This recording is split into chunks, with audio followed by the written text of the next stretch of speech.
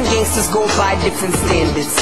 For example, the evening is a no-go unless you want to wear a bullet like a logo. What's hardcore? Kanon here on Democracy Now!, democracynow.org, The War and Peace Report. I'm Amy Goodman as we turn now to a discussion on the alarming increase in overt racist symbolism and violence in this country. As the case of the Genus 6 entered the national spotlight, cities and towns across the United States have witnessed a spate of copycat noose hangings in public places.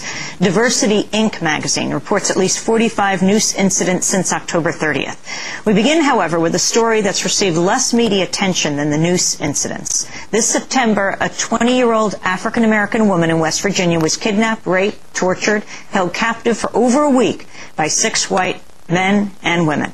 I'm talking about Megan Williams. This is an excerpt of how she described her ordeal to the Associated Press in October. They were torturing me. They all passed the knife around and stabbing me. I was trying to get away as they were stabbing me, and they were holding me down and stuff. And they smothered me with a bag. That morning I had a bag wrapped around my neck and everything. They choked me.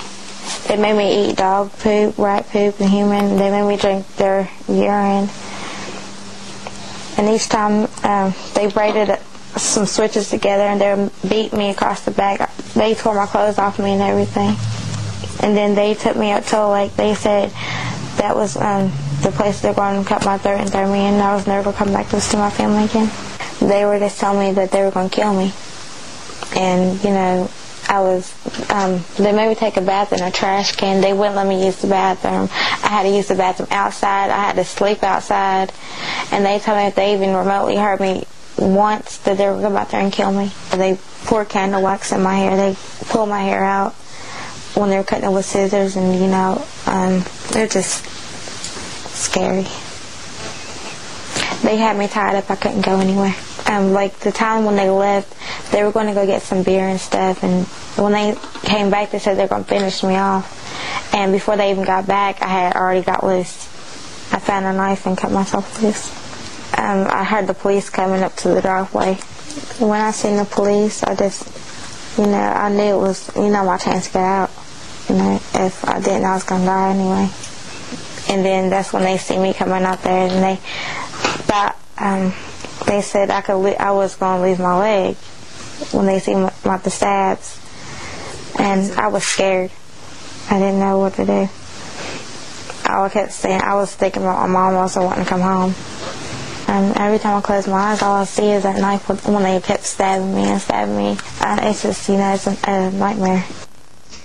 Megan Williams speaking to reporters last month. Local authorities say she was kept captive in a shed, tortured, beaten, forced to eat rat, dog, and human feces, raped by 6 white men and women who taunted her with racial slurs. Prosecutors have charged the 6 suspects with rape, kidnapping, but not hate crimes. Early this month, hundreds descended on Charleston, West Virginia for a march to persuade prosecutors to charge the suspects with committing a hate crime against Megan Williams. Malik Shabazz is Megan Williams' lawyer. He is also co-founder of Black Lawyers for Justice, a leader of the new Black Panther Party, helped organize the Hate Crime Awareness March in Charleston on November 3rd. Malik Shabazz joins us from Washington, D.C. Welcome to Democracy Now! Can you tell us about the latest in the case of Megan Williams? Yes, the latest in our efforts to secure justice for Megan Williams means that we're following up on our march. We don't just have marches for symbolic reasons. We were able to raise $5,000 in our goal of raising $20,000 to help comfort her in this hour. We're continuing to fight for hate crime charges to be established in this case on a state and a federal level. There is some movement. We're continuing to provide legal assistance for her in other areas at this hour. We're also working with other groups in the community, working with groups such as Sisters of Color, Ending Sexual Assault, to provide really what Megan needs right now, and that's wraparound help, wraparound services to help her to get better. And so we're fighting on various fronts to keep following up and fighting to raise the voice and the issue of this case, which is being swept under the rug. Malik Shabazz, you spoke with the U.S. Attorney in the area, Charles Miller. Yes. What did he say? He gave a lot of excuses of why hate federal hate crime charges, or what's called conspiracy against constitutional rights, had not been filed in the Megan Williams case. He claims he tried, but he was being rebuffed by the Bush-led U.S. Department of Justice Civil Rights Division. I can believe him on that point. United States Department of Justice, we commonly refer to it as the United States Department of Injustice. It vigorously attacks the civil liberties, civil rights, the human rights of those that they suspect of so-called terrorism. It advocates the wiretapping of private citizens, the intrusion of bank accounts. It advocates the violating the rights of prisoners abroad and at home under the guise of fighting terrorism. But when terrorism comes against our people here, and it's continuously occurring, as in the case of Megan Williams and other cases, the United States Department of Justice Civil Rights Division has its hands tied.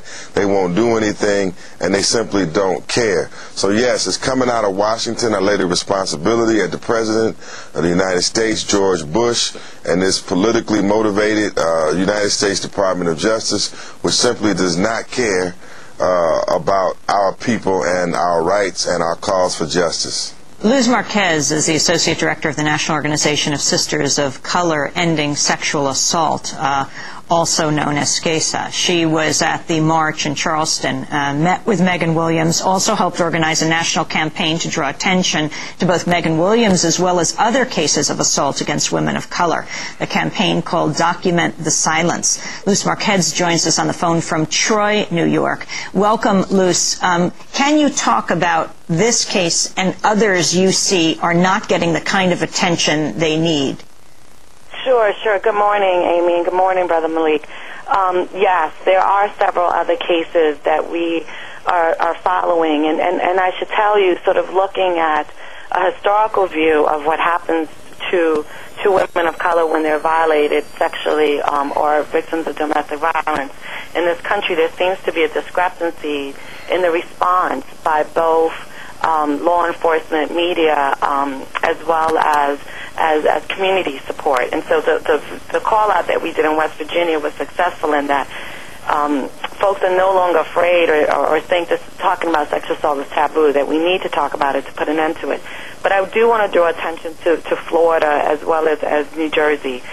Florida, in the West Palm Beach area of what's called Dunbar Village apartments, there have been since June 18th of 2007 this year, there have been 5 civil rapes. The worst was of a Haitian woman and her son, who for 3 hours were raped and sexually assaulted by a gang.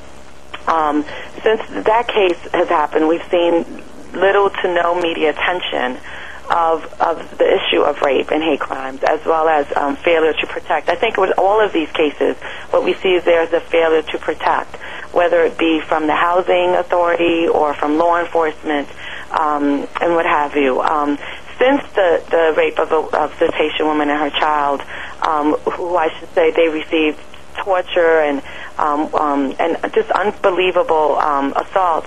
There have been 3 other rapes of a 15-year-old in the middle of the day, of a 42-year-old just early in the evening.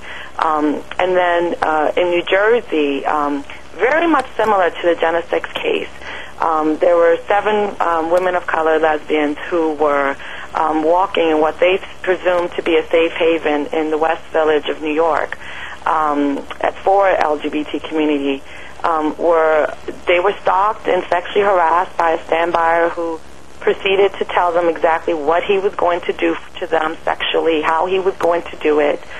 He proceeded to follow them. They ignored him. They told him to stop, go away. He then proceeded to tell them specifically every detail of what he would do, and then proceeded to touch one of them in her buttocks, and when she went to stop him, a fight brawled out. And needless to say, 4 of these 7 women are serving time in Bedford Women's Correctional Facility in upstate New York, which is a shame because they were defending themselves. And so what we see as the National Organization of Sisters of Color Ending Sexual Assault is a huge disparity